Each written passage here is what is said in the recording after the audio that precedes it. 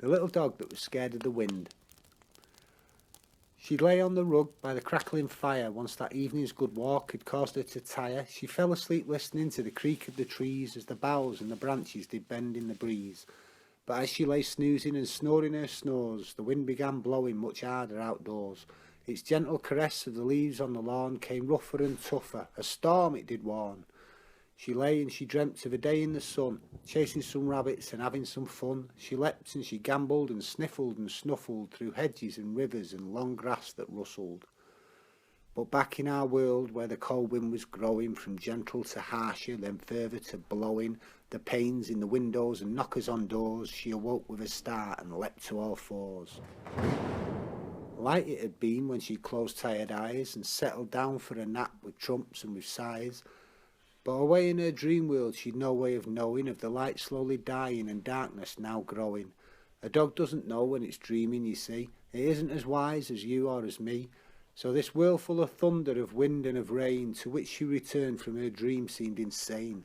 She growled and she trembled, then barked in the night, heckles high with teeth bared and ready to fight, to see off the beast that roared at her door, so she could sleep and dream once more.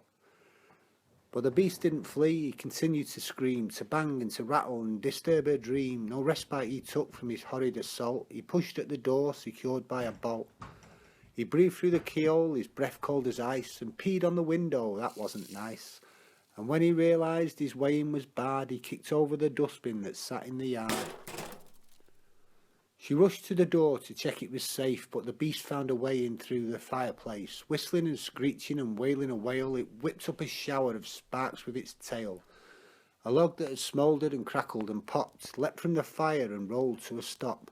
Beneath the big chair that sat by the door, it smouldered and fizzled and set fire to the floor. The man of the house muttered "blooming mutt" as he slipped his right slipper onto the wrong foot, then struck a long match and carefully lit the lamp by the bed upon which he did sit. He mumbled and grumbled and, bleary-eyed, he came down the stairs intending to chide his furry best friend who had disturbed his nod. "What the hell is your problem, you daft noisy dog?" Tail wagging she met him, he tickled her head. "Shush now, you daft dog, there's neighbours in bed." Then glancing around, he noticed the flicker and smelt burning carpet, and his heart did beat quicker. He snatched up a bucket and dashed to the tap and filled it with water, then went running back the way he had come and through to the room where the flames from the chair were lighting the gloom. He threw at it the water, the bucket and all. It covered the flames and a good chunk of wall.